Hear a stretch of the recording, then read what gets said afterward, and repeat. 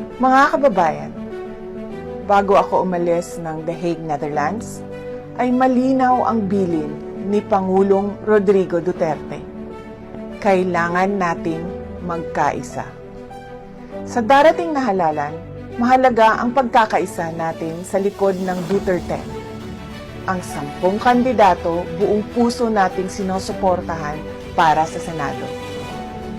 Ito ang mga taong may tapang, malasakit, at tunay na kakampi ng sambayanang Pilipino. Vote straight, Bato de la Rosa, Bongo, Jimmy Bondo, JV Hinlo, Raul Lambino, Philip Salvador, Rodante Marcoleta, Vic Rodriguez, Richard Mata, at Pastor Apollo Kibuloy. Block voting ang susi.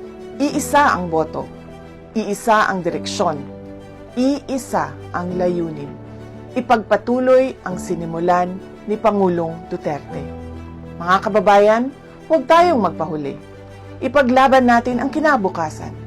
Pumili, bumoto at manindigan para sa Duterte. Syukran.